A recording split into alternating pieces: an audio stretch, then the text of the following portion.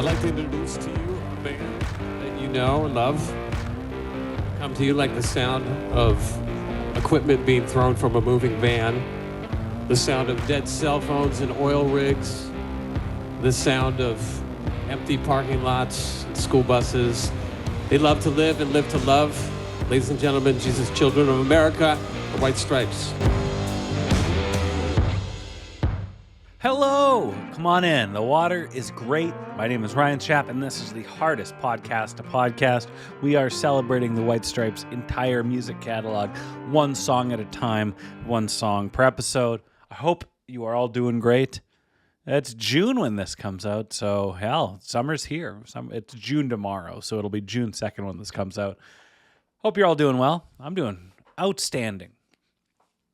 Now, full disclosure, we have an adorable 6.5-year-old Bernedoodle named Stevie, named after Stevie Nicks. Her full name is Stevie Licks. Adorable dog. When we leave her at home, we leave her in our office. You know, there's lots of room here. There's her couch. She's having a great time. We keep her up here so that she's not too reactive to dogs or people in the hall, and we don't want that when we're not here. Maybe it's overkill, but in an effort to keep her as comfortable as possible, we turn the TV on, and Amanda, our assistant editorial producer, had the genius idea to turn on video episodes of the podcast. That way, if the dog gets a little stressed out or lonesome, it sounds like I'm there in the room talking to at length for hours on end. So it's like I never left. But as I turn on these podcasts, and the intros start for these dog showings, there's not a lot of gusto in my reads in episodes. Didn't think they were rather low energy, if you will. So I'm doing my best to be a little more animated today, and maybe for the next episode and the episode after that. But yeah, the dog only viewings of our podcast made me concerned of I'm not being emphatic enough. Once again, I hope you checked out last week's episode with Rob Harvilla from 60 Songs That Explain the 90s, and the author of the book, 60 Songs That Explain the 90s, and the offshoot podcast, 60 Songs That Explain the 90s, the 2000s. That was a pro's pro. He was a tremendous delight to talk to.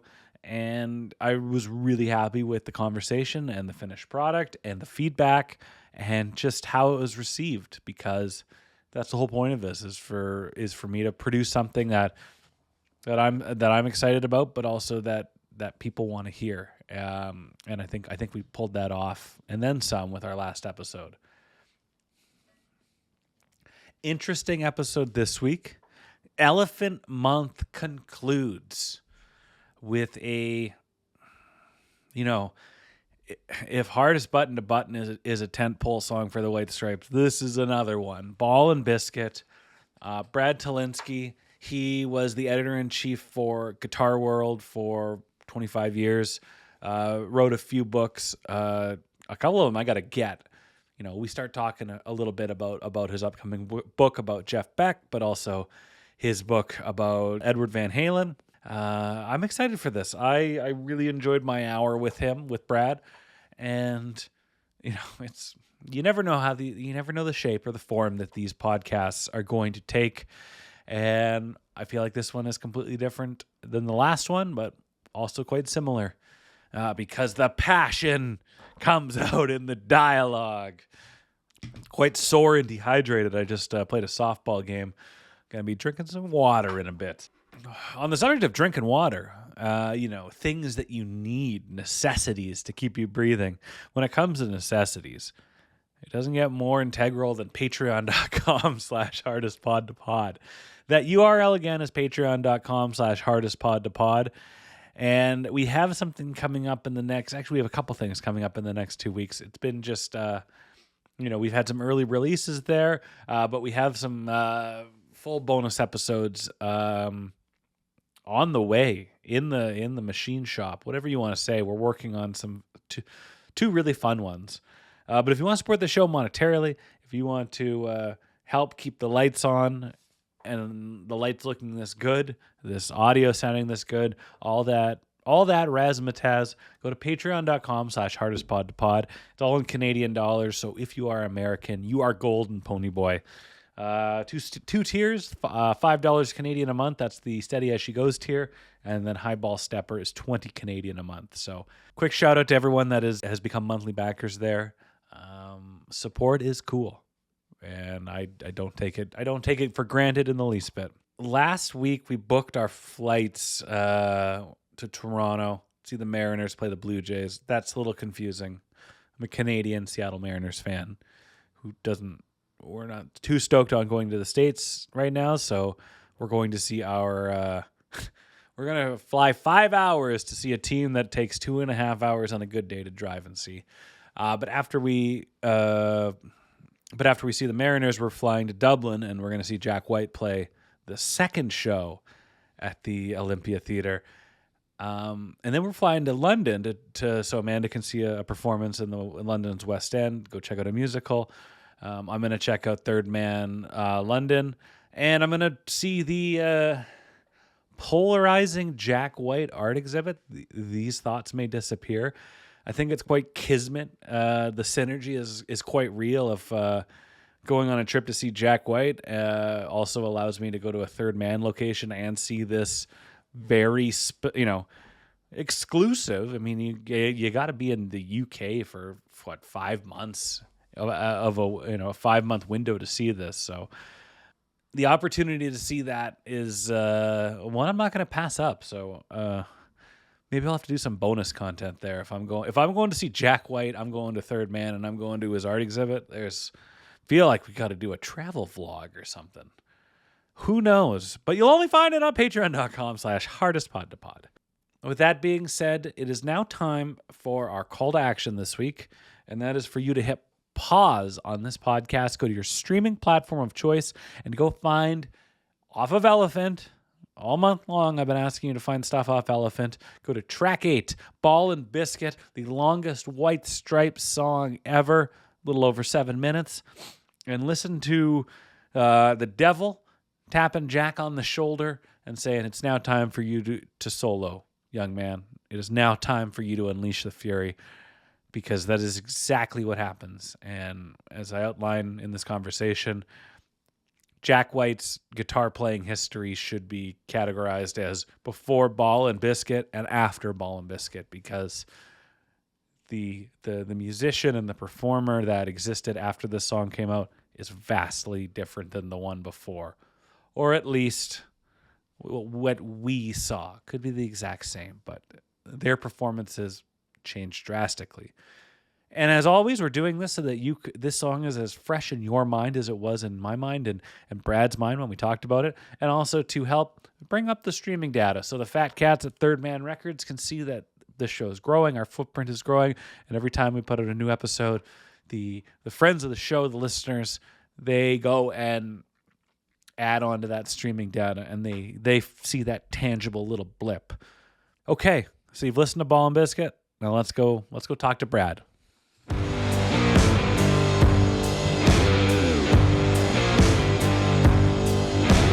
Our guest this week was the editor-in-chief of Guitar World magazine for over 25 years. He's also the author of Eruption, Conversations with Edward Van Halen, which I need to ask you about, and his new book coming out,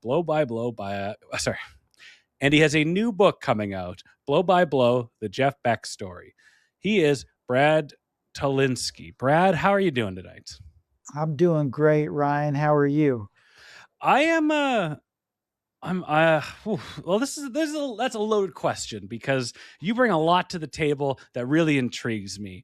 As somebody who attempted to learn guitar and play guitar in my high school years, I spent a lot of time reading Guitar World. I spent a lot of time trying to fake my way through tabs. So that presence there, I'm excited to talk about that. I'm very excited that you published a book and wrote a book about Conversations with Edward Van Halen, because when it comes to my guitarists on a pedestal, it's Jack and Edward and not too many other people. And also, what's the connection between Ed and Jack? Well, there's a few of them. But the main thing is they went out looking for their own gear, and they had a sound and a tone and and something in here, and they used whatever they needed to assemble the instruments and the gear to create that sound, and it did not matter how they did it. And I would add, uh, a rather both had an unhealthy obsession with red, white, and black. And they both started as drummers. Yeah, And and even I would go far to say it's sort of interesting that Van Halen is from Holland, yep. and I think that Ed's guitar in the Stripes on it was uh, semi inspired by the distill movement, which was also in. You're blowing my mind here, and we're about 90 seconds in. I hope we haven't gone beyond your listenership, but I am I really want. I mean, we're gonna talk about Ball and a Biscuit. I have a funny story about how we came to that, which I haven't told you yet. I want to talk about your upcoming book, but I want to start with your conversations with Edward, because I'm quite fascinated by the Van Halen brothers. They are an enigma. They are they are as talented and as they are flawed, and you can see that based on who's been in front of the band and the music they've put out in over 30 years. When were these conversations with Edward? um, they went on and off probably for a good 10, 15 years, if not more. I mean, we at Guitar World, we created a bond between the magazine and Edward. He felt like it was a place that he could be trusted and understood. Um, it wasn't so much, he never tried to like prevent us from writing anything but for Ed, um, everybody sees the big smile and everything and thinks that he's like this outgoing personality, but he's a relatively shy person Yeah. and a little distrustful too. So he placed a lot of importance on letting certain people in and feeling comfortable with people that he felt you know he would understand what he was trying to say and present it accurately. So we formed a pretty good relationship, and I would probably see Ed maybe once or twice a year for a long, long time. That's a bit. I just realized, after he passed away, what a treasure trove of conversations that we had had, Yeah. and very seriously, kind of deep and meaningful conversations at different parts of his life as well. Someone he was great and someone he was not so great. So, um, you know, I felt, as well as my conversations with Jimmy Page book too, is that these are two guys that are very, very important musicians in the 20th century. And it was almost uh, a duty of mine as a historian to make sure that we got these guys, talking about their music and got it down in print somewhere. I bring this up because I went on a real Van Halen book kick. I pre-ordered Brothers, and I found it a bit underwhelming. I read Sammy's book, and it's Sammy's Sammy. He had some stories to tell, and he had some stories that probably he shouldn't have told. And then I read their old manager's book, which I was kind of also found a little underwhelming, Running with the Devil. So I'm probably going to have to go get this book, because I don't know if the music or the approach to music or just how the brothers and how Edward kind of approached music has been accurately captured. So I'd like to I hope it was in your conversations with him. Um, yeah, I mean, I guess what I could say about our book, or I did the book with another writer, Chris Gill, who also had a very close relationship with Ed. And well, all I can say about it is that Alex Van Halen um, took quite a bit directly from our book without crediting us. So if he believes that we captured his brother accurately, then perhaps we did capture what I was Ed had to say accurately. I was curious where those random quotes were coming from. So very interesting. So yeah, I Probably will. about 80% of them were from our book, which Jeez, man, that's tough. That's tough. well, to his credit, he did give us a little tip of the hat in the first chapter, saying that he did get stuff from two guitar journalists. Oh man. But I would say this is, without blowing my own horn, our Van Halen book, Van Halen fans, as I would imagine the White Stripe fans, are a world unto themselves. They're They're very fascinating people. they're very loud, very opinionated, and most of them consider our book to be sort of the authority.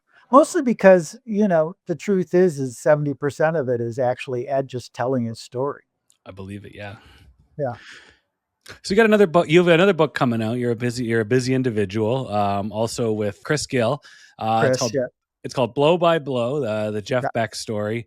And you mentioned that it's the first kind of full biography capturing the life of Jeff Beck. Is that like is nobody taking the time to properly and accurately capture the man in all that he was? Well, there were a couple of books that came out, but they're kind of like 15 years old by now, and part of the trick of our book, and why I think it's again super worthwhile, is that we did so much research, and a lot of the stuff that we found in those previous books were inaccurate. Okay. And that was actually the hardest thing about writing Glow by Glow, which was a lot of fun to do, was finding out what the truth of the story was.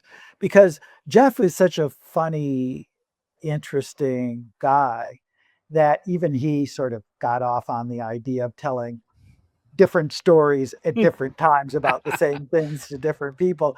So not only were we sorting out what certain people were saying and whether it was right or wrong, but we had to go through all of Jeff's stuff and also make sure that he was telling the truth. I think he would just do it to sort of amuse himself, to tell a story in a different way. Oh yeah, But of course. I feel like it's super accurate. Um, I had a couple of people close to Jeff read it, um,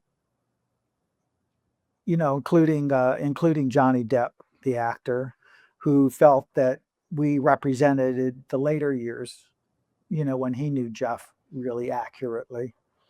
But that doesn't mean that because we're, um, making things accurate, that it isn't a fun and exciting and wild book.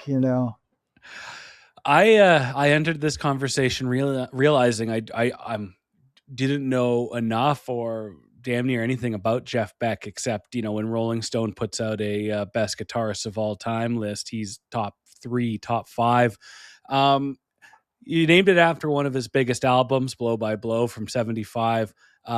What else, besides it being a popular record, what else drove you to choose that name as the title of this book? Oh, it seems sort of like sort of a convenient pun, like we're going to tell the story blow by blow, and then of course it's his biggest record, so we would know that it would have the most recognition by the most people. I mean, very, very simply that. But I sort of dug the double meaning of it as well. Absolutely. I didn't realize until doing my prep that I'm like, oh, that was a big album. Okay, maybe it's less of a a tale of hardships and loss.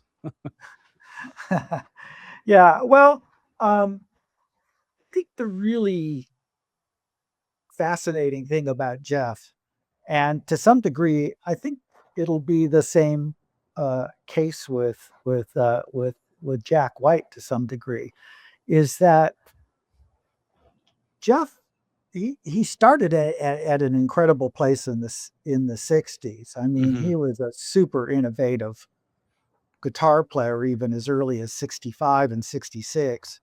In fact, he was one of the few people that Jimi Hendrix said that he really got a great deal from.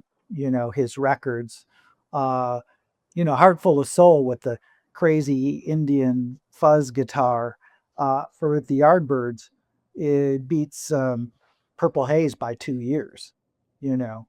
Um, and so, but his career goes all the way through Yeah.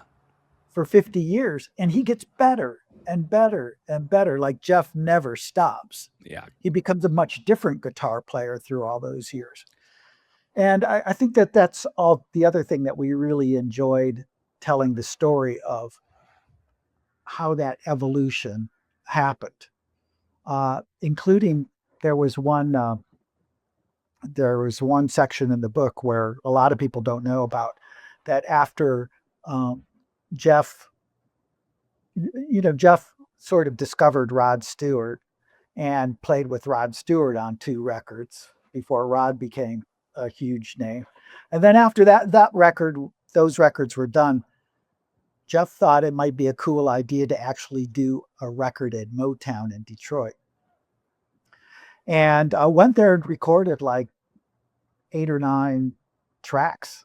Was one of the Wow. few outsiders to ever actually go in and record in Motown studios in Detroit. Really interesting story about that as well in the book. That's just probably the clout and the respect that he had, that if he's, oh, Jeff Beck wants to come in and record an album here, it's like, well, you probably should open the doors for him. Was he involved with Faces at all?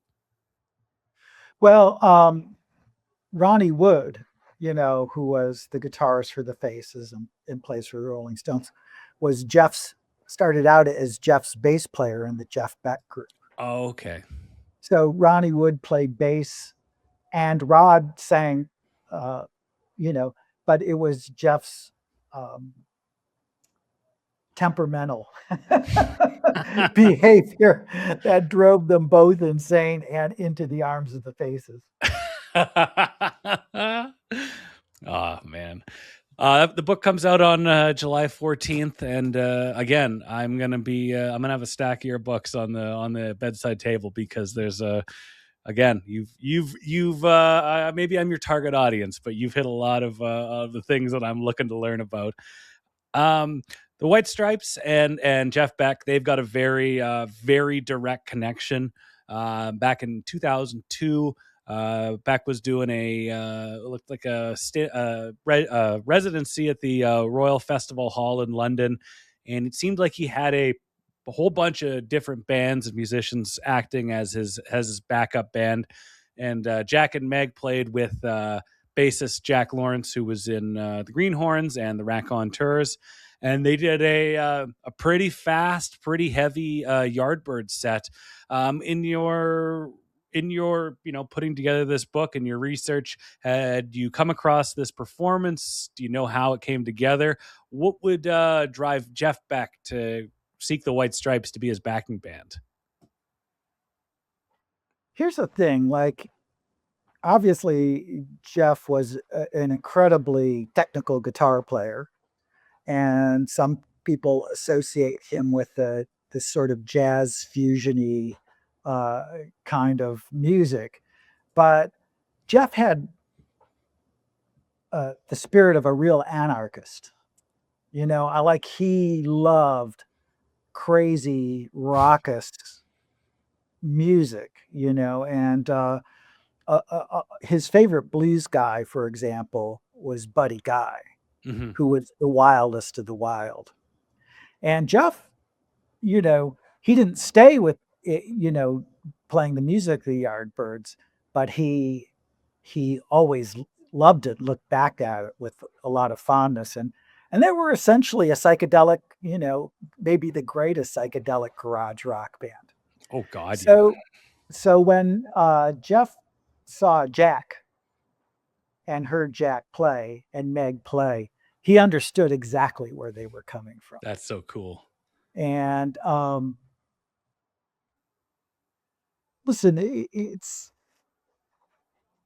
hard to explain to a non-guitar player how really great Jack is.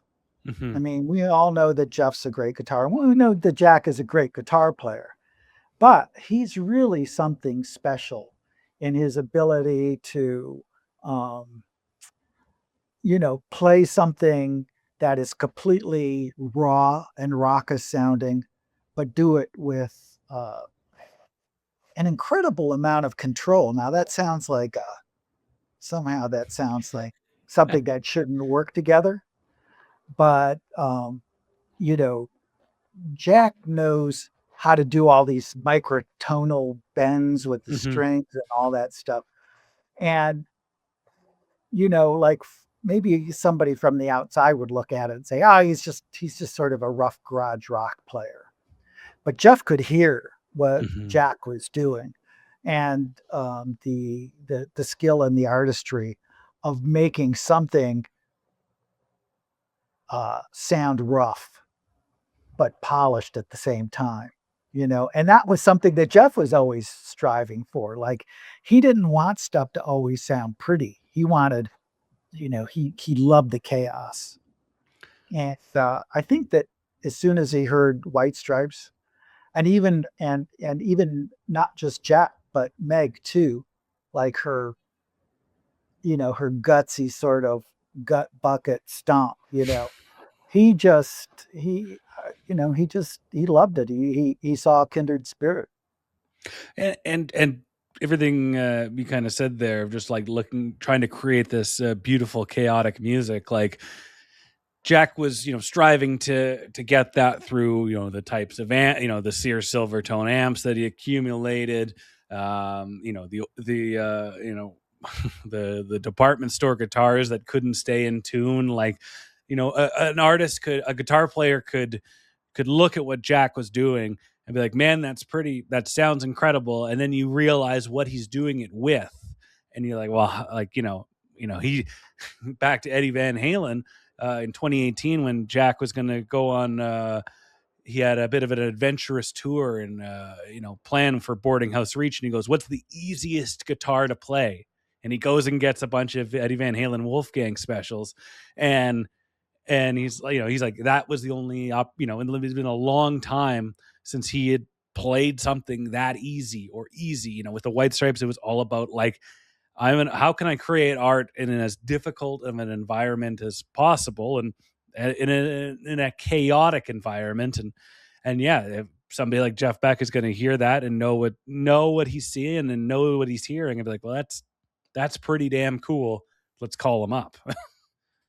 Yeah, it surprised me a little bit when I mean, part of the sound that Jack gets, and Beck to some degree, because Jeff's guitar um, was not set up to be easily played. Really. Like, Jeff Beck had this big fat baseball neck, and his strings were, sort of high off the fretboard, Gotcha. and but the reason he liked it, and I think the reason Jack likes it, is because you want to hear the struggle a little bit.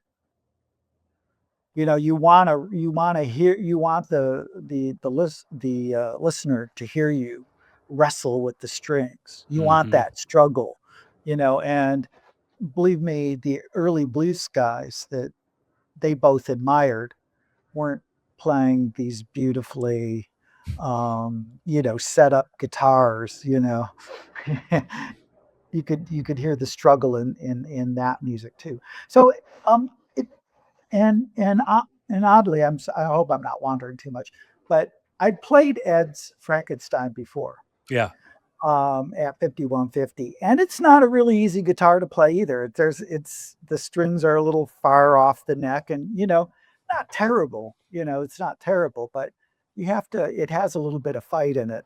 So I was a little surprised when Jack was attracted to the Wolfgang because those are pretty nice playing guitars. But I think that there might be a couple of reasons for that. One is um, uh, I think the color was right. Can I get some in blue? All right, thanks, Ed.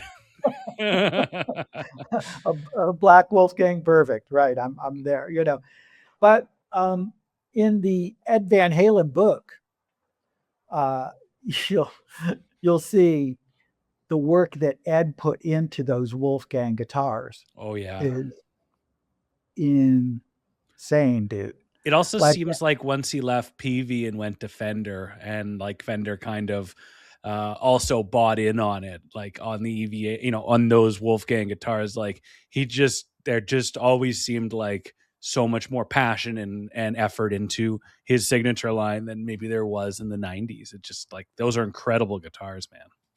so at one point when we were researching the book, we were talking to one of the guys that he was working at with Fender, and the guy goes, "Wait, I have to send you something. You have to check this out."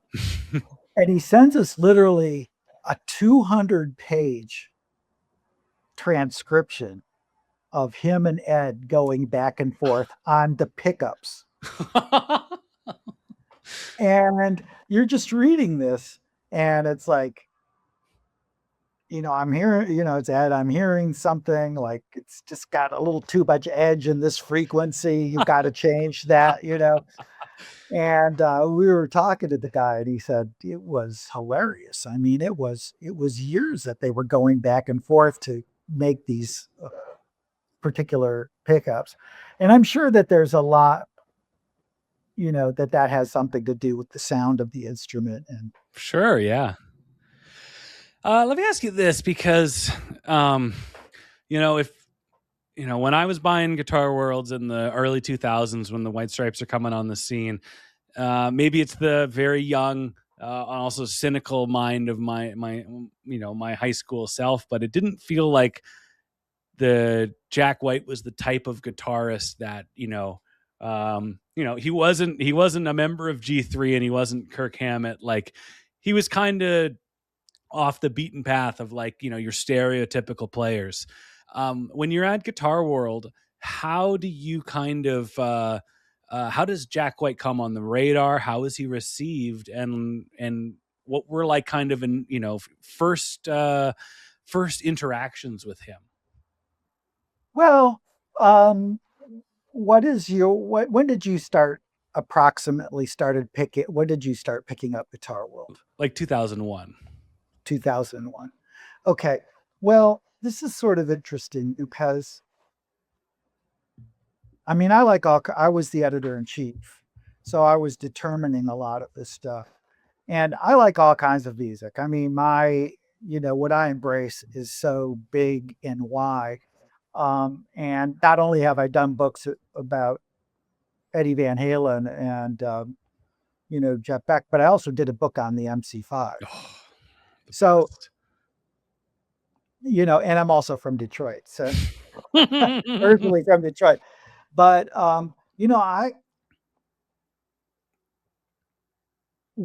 when music is done, when it's raw and done right, there's such a art to that, like everything else. And I think I was pretty good at picking up on that stuff. I think the fact that we supported Joe Satriani and Steve Vai and Ed Van Halen and people like that was blown out of a little bit out of proportion.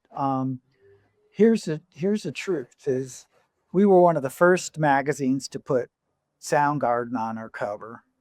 We were there way early for the whole, Seattle grunge thing. Um, and it the shredding thing was part of it, but really my whole philosophy about it was, what do young people want? Yeah. What's interesting to them? And it's not just because I wanted to sell magazines. I mean, that's part of it, had to sell magazines. But I took a real responsibility. It was a real responsibility because when you think about it, you were a young guy, right? Yeah. What other magazine? What else are you reading? I felt this really responsibility that here was an opportunity for my chance to take this magazine to encourage young guys to be creative, Yeah, totally. be artistic, and there was very little in the world then and now that encourages that.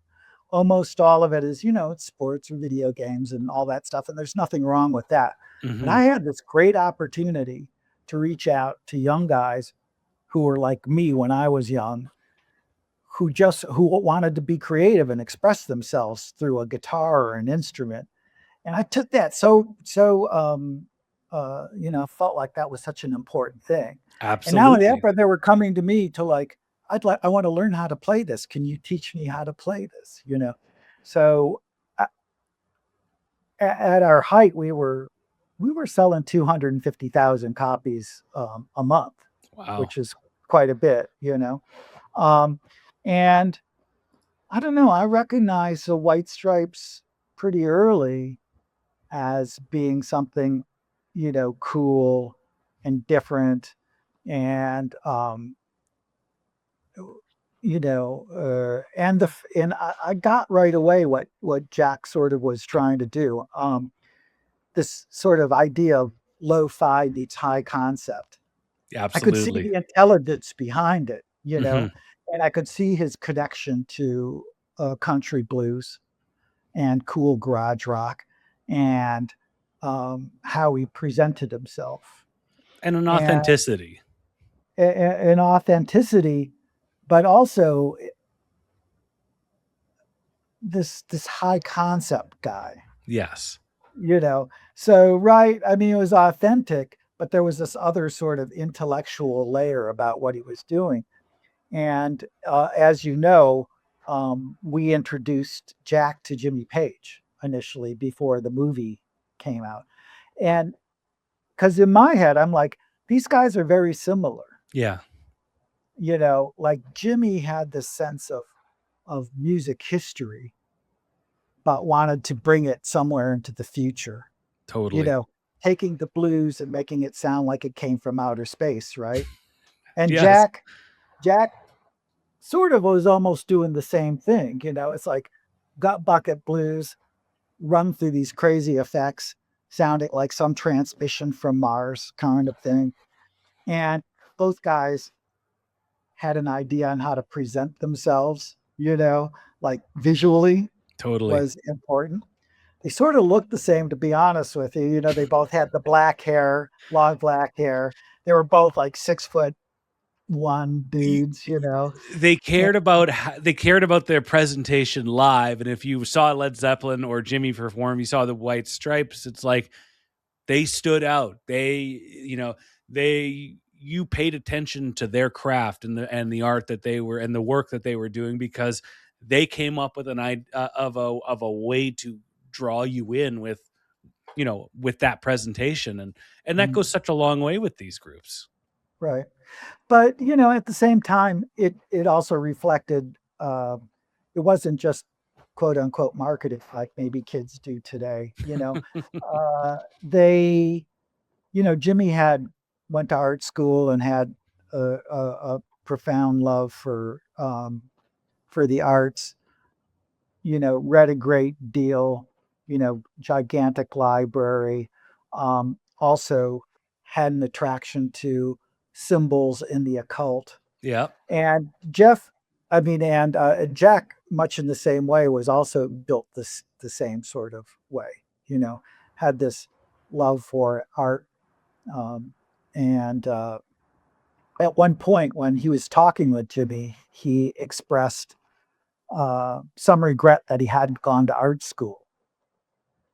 Yeah. And Jimmy said, "Well, you don't need to go to school to learn about art." In fact, Jimmy goes, he goes, "In fact, a bad teacher can really, really screw you up, man. Oh, you're yeah. better, you're better just to learning on your own." So in my lovely wife who assists on this show, she reached out to you to about coming on this show, and I was not part of the correspondence at first, and not everything was coming in, and you originally asked about let's do Blue Orchid, which we just did. And before, I thought there was a problem with the email, because I said to Amanda, I'm like, it's the guy from Guitar World. Let's do ball and biscuit, or 300 mile per hour torrential outpour blues. And I thought of that because, like, ball and biscuit is what got him on the Guitar World radar, and 300 miles per hour is kind of like the result of it, or what came after. And when you had replied, say, well, let's do ball and biscuit, I'm like, oh, I guess Amanda has already told him that he can do ball or 300. And I was like, oh no, we're just on the exact same page. So the occult was doing a lot of weird things on that email thread. Well, I'm like the guitar guy. I felt that was a good sort of obvious guitar track to look at. Well, let's talk a little bit about this song. The name comes from a microphone that was hanging in Toe Rag Studios in London, England, where they recorded Elephant. It's their longest song. It's a 7-minute banger, but it doesn't feel like it. And Jack said this: I don't really know what happened. We were about to record Ball and Biscuit. All was peaceful and calm when suddenly it was as if the devil got into me and I couldn't hear anything except guitars. Fat, dirty, ear-destroying guitar sounds. It was as if some higher power said to me that now, Jack White, is the time to start playing guitar solos. This song, leading up to Elephant, there was a lot of kind of unofficial no solos rules. There's not a solo on White Blood Cells. There's some throughout Distill, or the mainly just Distill, but it was never, here's standard tuning. There's no slide. Just go get silly. This was a bit of a coming out party for him, because up until this point, he wasn't playing like this, and there was that level of confidence, or just confidence in his ability and his craft, kind of wasn't there until they recorded this song. Yeah. Well, I never asked Jack about this directly, but I sort of wonder if maybe he waited so long because he needed to figure out how to do it. Yeah. Knowing Jack, like at one point, not in a nasty way, because he was never like this, but Jack did an interview where he talked a little about Stevie Ray Vaughan. I remember this. And sort of said, it's easy to play like Stevie Ray Vaughan, like there are these, standard blue licks, this, that, the other thing. But, I don't think Jack wanted to really copy the bleed. Yeah. He wanted to capture the spirit of it. But how do you do it, And I think it took him a while to figure out the right gear, the right effects, the equipment that would make it sound like, gnarly in a new kind of way, and that's when he, came across the Big Muff Fuzz and the whammy pedal that shifted the pitch. And in some ways, it's sort of like, and his current effects that he uses with Third Man, the different kinds of fuzzes and everything, it almost sounds like the crackle of an old radio. Absolutely. To my ears, I right? can It's not totally see that exactly and that. hear that. Yeah. Yeah.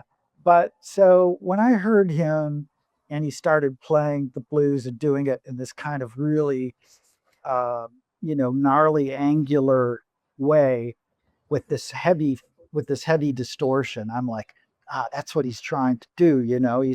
He's trying to figure out some way to capture the spirit, the raw spirit of those early blues recordings, but do it in a modern way. And I think it might have taken him some time to actually figure out the best way to do that.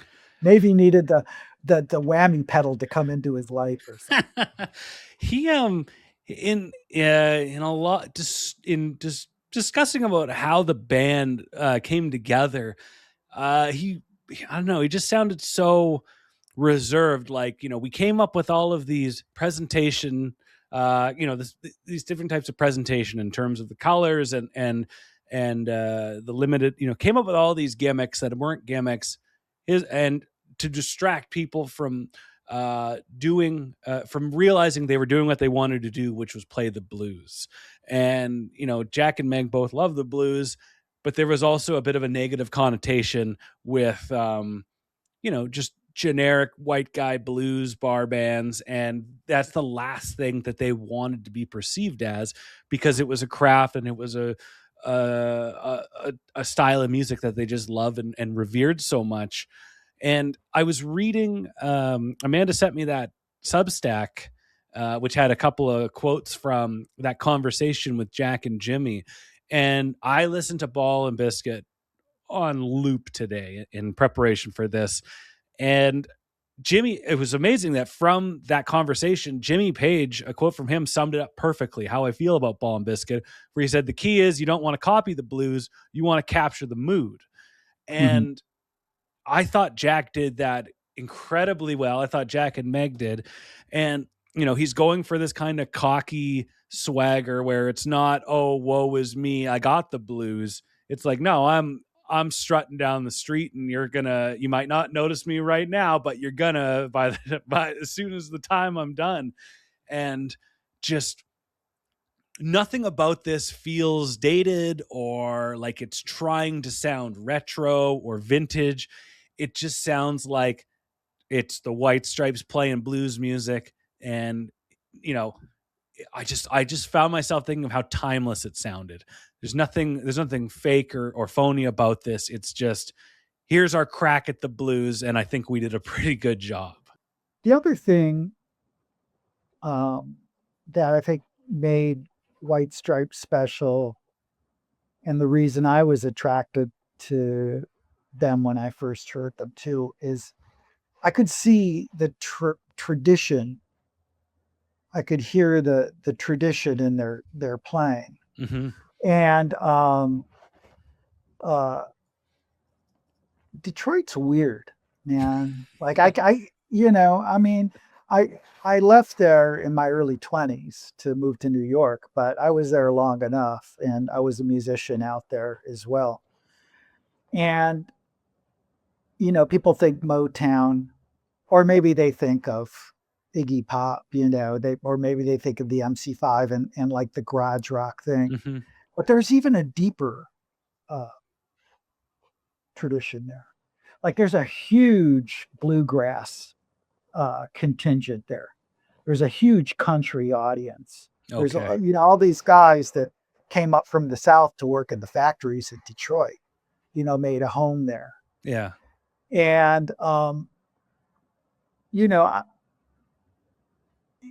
and there's something super beautiful about that. I always tell people there's this folk song, that everybody's heard 100 times, but whether they've thought about what it means. Will the circle be unbroken? Sure. And Yeah. what the circle will be unbroken means is how precious the connection with tradition is, and how important that is. And not everybody, and especially a young guy like Jack was when White Stripes, really get that or understand that. But I think that's always something that's been in the back of his mind. So, it's not so much about some thing that he wanted to contrive. but something that he wanted to connect with. Absolutely. And that's what makes the music deep, because, you have this modern thing, but the roots of it go back hundreds of years. And, you know, Bob Dylan is sort of interested in the White Stripes, and he's not interested in a lot of people. And the reason is because Bob could hear the references and the Yes. tradition as well. And And Bob- and it's funny because we'll say Jimmy Page is a retro futurist, right? But so is Bob Dylan. Oh, I yeah.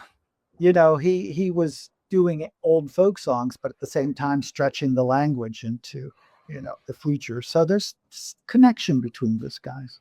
Oh, there's a connection with Dylan and Ball and Biscuit, because I don't know of any other previous encounters of the two or when they met for the first time, but I know that in about 2004 in Detroit, Jack joins Bob Dylan on stage to play this song, and I can't think of anything, in terms of I don't know what type of goal. I don't know if he's a goal-oriented guy, but if the idea of like creating a song capturing the mood of the blues is damn near as well as they did with Ball and Biscuit, and to honor artists that they care so much about, like Bob Dylan, to have that guy in Detroit cover this song together, like I don't know what if that's not the top of the mountain. I don't know what it is. And like it's just this song, I don't know, just song that connection was able to connect Dylan with the White Stripes and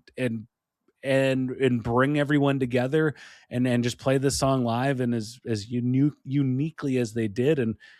And I think as you dissect it more and more, it's an incredibly powerful song, and just an incredibly special song that, it's a reason why it's a tentpole track for this band.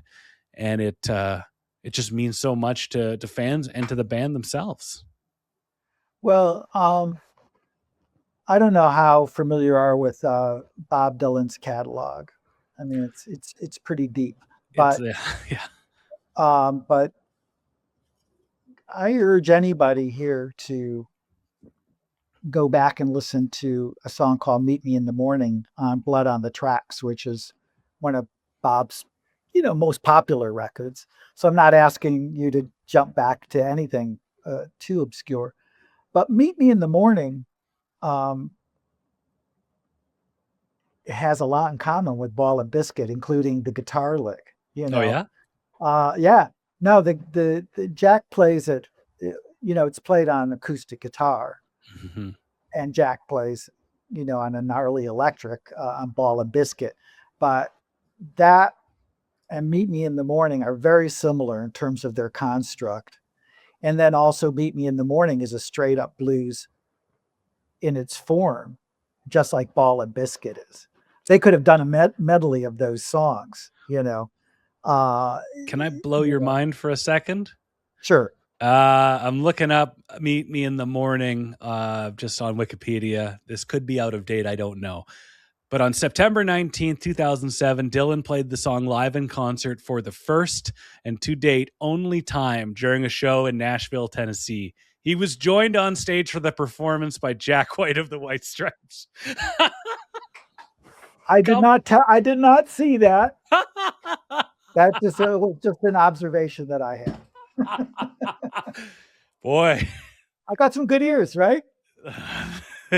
We are working with something today, Brad. Let me tell you. When you listen to this song, what in terms of the lyrics and in terms of musical moments of this song, is there something that just kind of stands out to you, or just kind of hooks you, or kind of lives rent free in your mind a bit? Because one thing I like about this song, and good blues is amazing, average blues is kind of middle of the road, and it's kind of just background. There's so many little layers on this track that just they keep you hooked for over 7 minutes. Is there something that stands out on this track to you? Well, again, Jack's guitar playing is super exciting. But because I'm a music nerd on this kind of level, what I thought was really interesting, we're again talking about, like, I don't think the White Stripes were interested in, playing the blues for some marketing reason. So it's something that they felt and they believed in. And I think for Jack, it's always important uh, to have it personalized in some kind of way. Yeah. And so the one thing that caught my ear about Ball and Biscuit, besides the fact that it was an obvious homage to the blues, a straight blues form, was that he, talks a lot about being the seventh son. Yeah.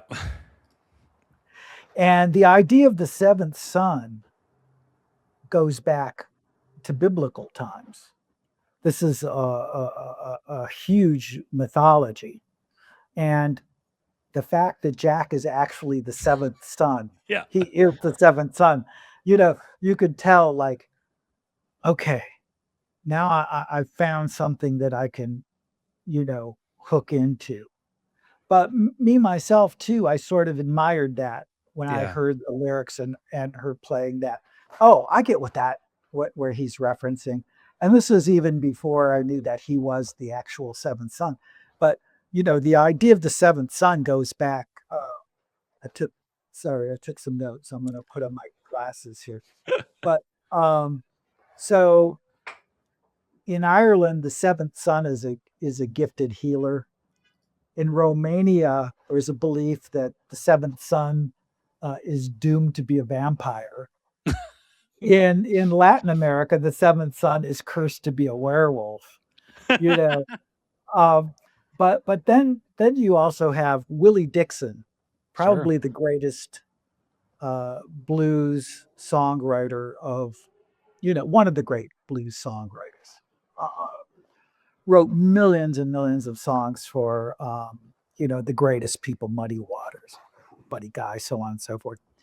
But he mentions the seventh son twice in two of his biggest songs. Really. The Hoochie Coochie Man Yeah. uh, is on the seventh hour, on the seventh day, on the seventh month. The seven doctors said, it almost sounds like a Bob Dylan lyric, right? Um, so he explicitly talks about, you know, and then he has another song called The Seventh Son, actually. And that was a huge hit for Mose Allison and Johnny Rivers as well. So for those of you out there that may not be as familiar with the blues, Willie Dixon was the man. I mean, he was the Bob Dylan of the blues. And that just shows you, it's sort of bullshit in a way, where Jack says, oh, is this spontaneous thing took over me or whatever. No, Jack, that's not the way his mind works. Yeah. He's like, I am the seventh son.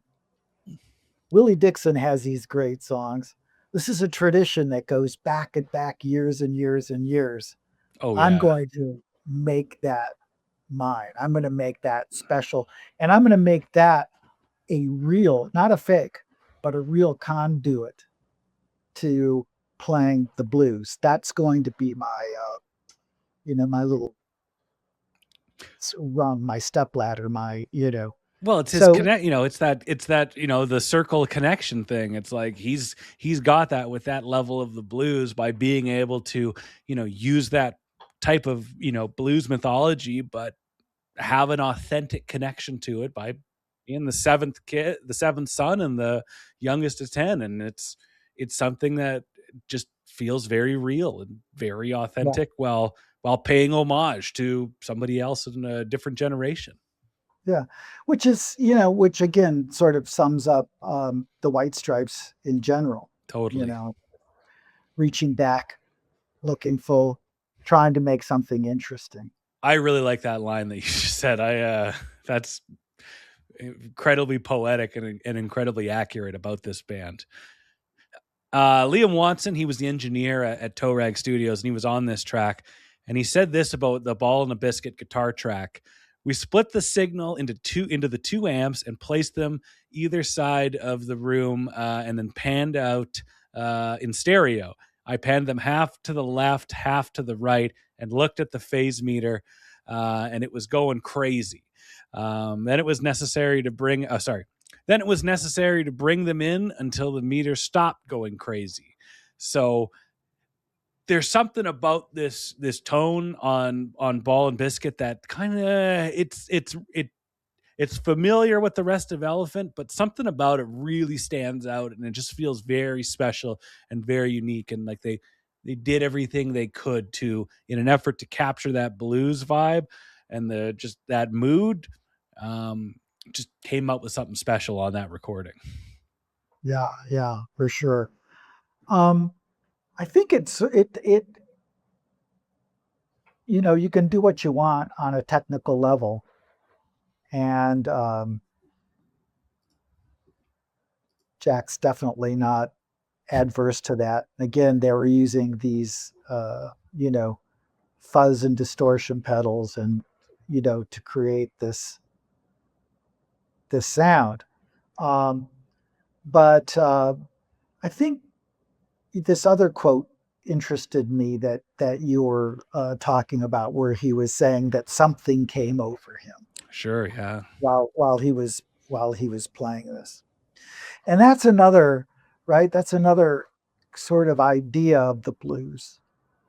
It's an idea of the gospel, gospel music, right? You're possessed, the great blues guys aren't just oh, I'm going to play a 1-4-5 chord progression, right? Like Robert Johnson, he was possessed by the devil. He did what he had to do to get that music out of his fingers. He had to do what he had to do. And I think that's also the other thing that Jack was getting at. But, you can use the studio, in all sorts of interesting ways. We always think about the studio as being like how Steely Dan uses it. I love Steely Dan, but how Steely Dan to get beautiful, clean, pristine sounds. Yeah. But you can use that same thing to really make a mess out of stuff. And Lord knows, that's half of the story of the Beatles, which is going into Abbey Road and trying to make it do things that it couldn't do, Absolutely. Purposely creating distortion in such a way. And I think in England, they were just trying to get a messed up sound, Mm-hmm. Anything to not sound like Stevie Ray Vaughan. They were it's too clean. They were looking for that contained chaos. And Yeah. and I mean, Edward Van Halen was looking for that through the Frankie and his rig, and it was like, how can I get the most insane thing, but capture it in a coherent way that create something special, and that's something. That's what separates the greats from the your average Joes that don't kind of create something all that memorable or all that unique. Speaking of Ed, one interesting thing about him is people that know about Van Halen usually know about 5150 Studios, which was his home studio, and his racquetball court. Yes, his racquetball court. And he had this, this huge like SSL like board in his studio. And basically what he did was completely rip it all apart and pretty much dislocate any of the sort of digital technology from it. Yeah. Because what he told me is that all he wanted was to get the most direct sound from his fingertips onto tape. So he wanted to try to eliminate as much as he could anything that got in the way of coloring the sound that he was hearing out of his guitar and amp. And that was the way he looked at the studio, is everything was just getting in the way. I don't want that, He was Yeah. like, I want my sound. Why do I want? If I work so hard to get the sound of my guitar and my amp to sound great, why do I want anything in between? Exactly. So I think it's funny. Studios can be the home of technology, and make and you can make these beautiful sounds out of it, but a lot of the artists don't. They want to tear all that stuff down. A good rock and roller. Yeah, they want to see what they can get away with in there, and it can do this. Well, let's see what it can really do. And in that, with Ed doing that to kind of boil it down to its purest form, like that's essentially what the White Stripes were. Their mission statement, their goal, or the whole reason they became a band was like, looking at the Distill movement and looking at blues, and it's like, man, they're just boiling it down to its most pure form to just capture the most real and authentic forms of art. And man, I'm enjoying the hell out of the Van Halen and White Stripes parallels here, because those are two special artists, and it's starting to resonate with me why they are to me. Yeah, I guess, I did think about this a little bit at some point, about the weird connections from them. But you wouldn't really necessarily put Van Halen and White Stripes together. You Not wouldn't at all. really. You wouldn't really. But right, Ed had the same, same sort of attitude about it, and I do feel like they did lose. Van Halen did. They turned into a different band when they started working with Sammy Hagar. But Ed was making that shift anyways into a more commercial, highly polished sound, So he did move away from that a little bit, and I think to some degree so has Jack. I mean, the primitive feel of the White Stripes is he's polished that up in a different kind of way. I mean, I wouldn't. He definitely did with the Raconteurs and a lot of his solo efforts. But I would say his No Name album from 2024 and kind of the music he's producing now, it's a little bit more of a, just raw and just get it on tape, and it's on tape. And if it's special, it's special. And, just capturing the moment. So I think he is gone, a bit more full circle than other artists have. Yeah. As we wrap up this conversation, the White Stripes, Jack White loves playing this song. So the White Stripes recorded this song in about April 2002, and he performed it 20 times live with Meg before the album even came out. And the first time it was played was on May 2nd, 2002. So as soon as they came up with this song, he was like, well, we are playing the hell out of this one. And the night they debuted it had completely different lyrics than what was on Elephant the following April. And the last time they performed it was their last show, which was in suburban Memphis in South Haven, Mississippi. We're talking about the blues and how the White Stripes came together. Well, they finished performing, and kind of their final performances as an active band was a very premeditated and intentional tour of the South, because of how important blues music was to Jack and Meg. And it seems kind of fitting, if you're going to wrap up your time as a band, do it experiencing blues music in its origin and where it came from. And and Jack loves playing this song live to this day. His first gig as a solo artist was in Birmingham, Alabama, at a soundstage at Workplay, March 12th, 2012. And he plays Ballin' a Biscuit, and he's played it ever since. He played it in April in Coachella, and for the 75th anniversary of the Telecaster that was in Nashville, Tennessee at the Ryman.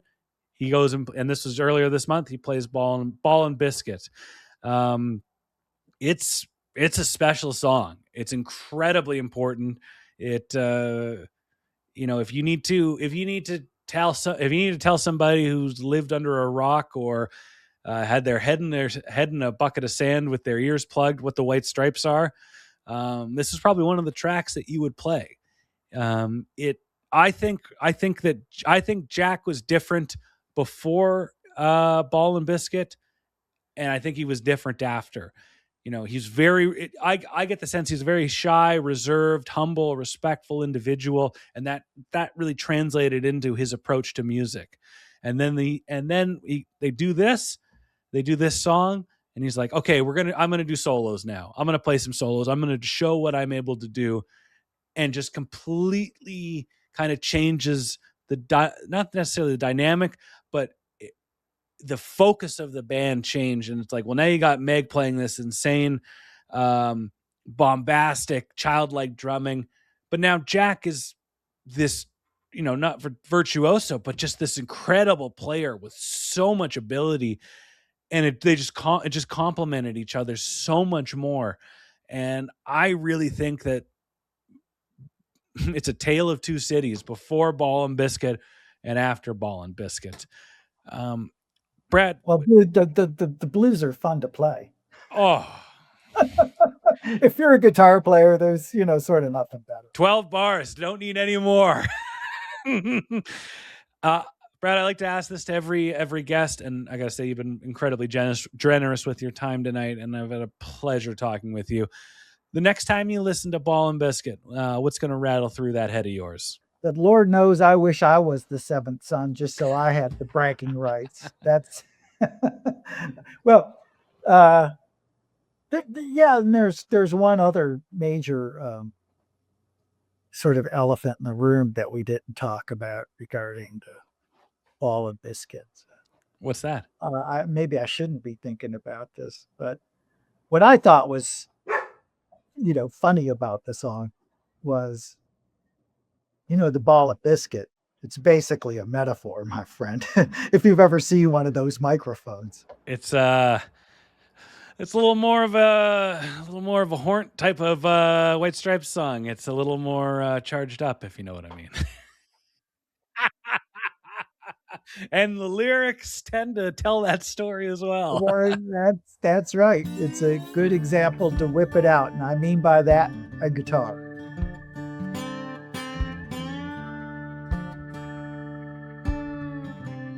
Okay, that was Brad. I'm Ryan. That was Ryan and Brad. Fun conversation. I definitely have a new affinity for Ballin' Biscuit. I had not listened to it in ages, or at all, as much as I did in the last week in getting ready for this. And for a 7-minute song, it doesn't feel like it. And for a 7-minute song, I don't get bored during it. Everything is kind of living and breathing and evolving on that. So that's a very important song. We'll be back next week. Not sure. I don't know what song it'll be next week. Or maybe I do and I'm just being coy. Who knows? The Hardest Podcast to Podcast is hosted and produced by me, Ryan Schapp. Artwork by Caitlin Likely. Amanda Schultz is our assistant editorial producer. And Mike Noble is our Gato. Oh, and Jack White reposted one of my reels on Instagram on the